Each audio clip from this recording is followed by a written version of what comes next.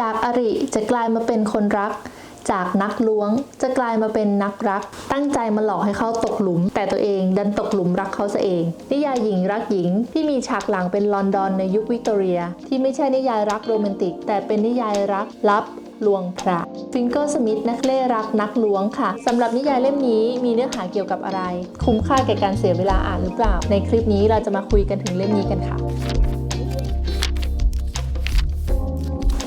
สวัสดีค่ะทุกคนกย.โซรารีเดอร์นะคะเราทำคลิปเกี่ยวกับหนังสือนะคะถ้าใครชอบการรีวิวเกี่ยวกับหนังสือแบบนี้นะคะก็ติดตามกันไว้นะคะเราจะอัพคลิปทุกวันจันทร์ศุกร์และเสาร์ค่ะมาเริ่มกันเลยดีกว่าค่ะเดือนนี้นะคะมิถุนายนค่ะเล่มแรกของเดือนมิถุนายนต้อนรับไพร์มันด้วยเรื่องนี้เลยค่ะฟิงเกอร์สมิธเล่รักนักล้วงนะคะของซาร่าวอเตอร์สนะคะเล่มนี้เนี่ยพิมพ์โดยสำนักพิมพ์เออร์เนสนะคะความยาวทั้งหมด552หน้าค่ะเล่มนี้เป็นนิยายนะคะเป็นนิยายยูริหญิงรักหญิงค่ะฉากหลังก็จะเป็นลอนดอนในยุควิกตอเรียค่ะคือผู้หญิงเขาก็จะใส่กระโปรงบานสวมคอร์เซ็ตที่เอวอะไรประมาณนี้นะคะเรื่องย่อเล่รักนักล้วงจะเป็นเรื่องของซูซานกับโมดค่ะเรื่องนี้จริงๆแล้วเขาจะแบ่งเป็น3ภาคค่ะในภาคแรกเนี่ยก็จะเริ่มเรื่องที่ซูซานหรือซูเนี่ยเป็นเด็กอายุ17ปีค่ะเป็นเด็กกำพร้านะคะเติบโตมาโดยที่มีป้าซักบีเป็นคนดูแลบ้านของซูซานกับป้าซักบีเนี่ยมันจะคล้ายๆกับเป็นซ่องโจรป้าซักบีเป็นคนที่รับซื้อเด็กกำพร้ามาเลี้ยงดูแล้วก็ฝึกเด็กให้เป็นนักล้วงกระเป๋าและบ้านหลังนี้ก็จะเป็นแหล่งรับซื้อของโจรเพื่อที่จะนำไปขายต่อเรื่องราวก็เริ่มต้นขึ้นเมื่อมีชายคนหนึ่งที่เป็นนักต้มตุ๋นนะคะเขามีชื่อว่าเจนเทอร์แมนมาที่บ้านของป้าซักบีนะคะเพื่อที่จะให้ซูไปร่วมในแผนช่อโกงที่มีเงินมหาศาลเป็นเดิมพันนะคะแผนที่ว่าก็คือเจนเทอร์แมนจะปลอมตัวเป็นหนุ่มอนาคตไกลเพื่อที่จะเข้าไปตีสนิทกับบ้านมหาเศรษฐีหลังหนึ่งค่ะมันมีบ้านของมหาเศรษฐีเก่าแก่อยู่หลังหนึ่งนะคะซึ่งเจ้าของบ้านเป็นชายชราชื่อว่าคริสโตเฟอร์เป็นเจ้าของคฤหาสน์นี้แต่ว่าทรัพย์สมบัติทั้งหมดของคฤหาสน์ไม่ได้เป็นของคริสโตเฟอร์แต่ว่าทรัพย์สินทุกอย่างจะถูกระบุไว้ในพินัยกรรมเพื่อที่จะมอบให้หลานสาวของคริสโตเฟอร์ที่ชื่อว่าโหมดลิลลี่นะคะโดยมีเงื่อนไขว่าทุกสิ่งทุกอย่างจะตกเป็นของโหมดทันทีหลังจากที่โหมดแต่งงานตอนอายุครบ21ปีค่ะแผนที่ว่าก็คือเจนเทอร์แมนจะปลอมตัวเป็นหนุ่มนักธุรกิจอนาคตไกลนะคะโดยใช้ชื่อว่าริชาร์ดนะคะเพื่อที่จะได้เข้าไปตีสนิทกับเจ้าของคฤหาสน์แล้วก็สร้างความสนิทสนมชิดเชื้อกับโหมดเพื่อที่ตัวเองจะได้แต่งงานกับโหมดแล้วก็ครอบครองทรัพย์สินทรัพย์สมบัติทุกสิ่งทุกอย่างนะคะในแผนของเจนเทอร์แมนค่ะเขาก็ตั้งใจไว้ว่าจำเป็นที่จะต้องมีสาวใช้ประจำตัวโหมดเพื่อที่จะคอยสอดส่องดูแลชีวิตประจำวันของโหมดอย่างใกล้ชิดแล้วก็เพื่อที่จะให้สาวใช้คอยโน้มน้าวให้โหมดเห็นคุณงามความดีของริชาร์ดแล้วก็ตกหลุมรักริชาร์ดค่ะซึ่งซูก็ได้รับมอบหมายหน้าที่ให้ไปปลอมตัวเป็นสาวใช้ของโหมดค่ะข้อตกลงก็คือว่าถ้าริชาร์ดแต่งงานกับโหมดแล้วริชาร์ดจะได้ครอบครองสมบัติทั้งหมดแล้วก็จะแบ่งสมบัติบางส่วนให้กับซูซึ่งซูก็ตอบตกลงนะคะหลังจากที่ตกลงกันได้แล้วค่ะซูก็เดินทางไปยังคฤหาสน์นะคะแล้วก็ได้ทำหน้าที่เป็นสาวรับใช้ตามแผนที่วางเอาไว้ทุกอย่างก็เป็นไปตามแผนที่วางเอาไว้ค่ะแต่ก็มีสิ่งที่เหนือความคาดหมายเกิดขึ้นก็คือระหว่างที่ปฏิบัติตามแผนนั้นความใกล้ชิดระหว่างคุณหนูกับสาวใช้เมื่อนานวันเข้าก็เกิดเป็นความผูกพันที่ลึกซึ้งจนนำไปสู่ความขัดแย้งในใจของทั้งคู่ซูก็เกิดความลังเลค่ะว่าจะทำตามแผนต้มตุ๋นดังเดิม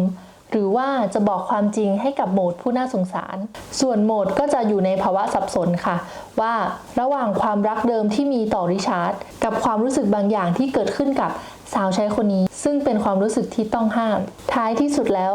ทุกคนก็ตัดสินใจทำตามแผนเดิมที่วางไว้นะคะคุณหนูโหมดก็ตัดสินใจหลบหนีออกจากคฤหาสน์ไปกับริชาร์ดพร้อมกับสาวใช้ซูนะคะแล้วก็ไปแต่งงานกันที่โบสถ์เล็กๆนอกเมือง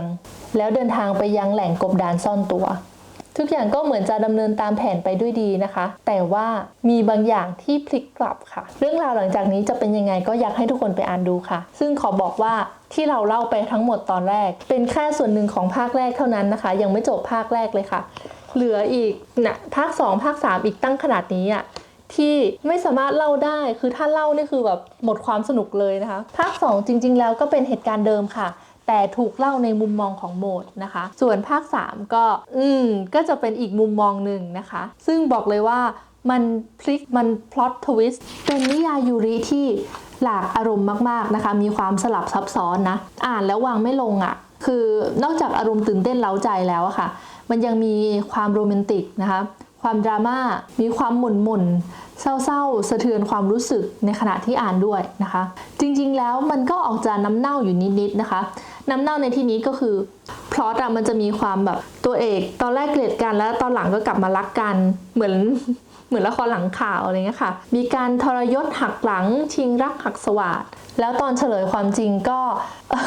มันมีความแบบน้ำเน่ามีความแบบ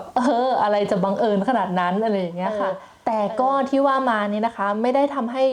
เรื่องมันแย่เลยนะกลับกลายเป็นว่าสิ่งเหล่านี้มันสนุกมันอ่านง่ายแล้วมันก็สนุกนะคะ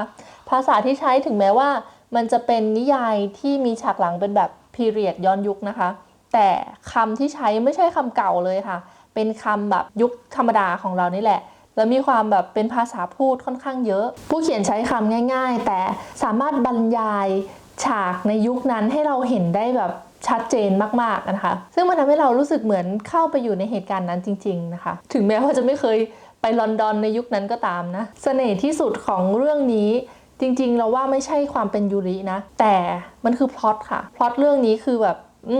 เลิศจริงๆคืออยากให้ลองไปอ่านแล้วจะรู้สึกประทับใจนะคะนอกจากจะเป็นเรื่องของรักแบบลับลวงพรางแล้วนะคะยังสอดแทรกประเด็นของผู้หญิงในสมัยก่อนไม่ว่าจะเป็นชนชั้นไหนนะคะก็จะถูกกดขี่โดยผู้ชายอยู่เสมอซึ่งตัวเอกในเรื่องนี้เขาก็พยายามที่จะต่อสู้เพื่อให้หลุดพ้นจากการถูกกดขี่ข่มเหงอยู่เหมือนกันนะคะก็เป็นอีกเรื่องหนึ่งที่สนุกวางไม่ลงนะคะจะอ่านตื้นๆให้สนุกก็ได้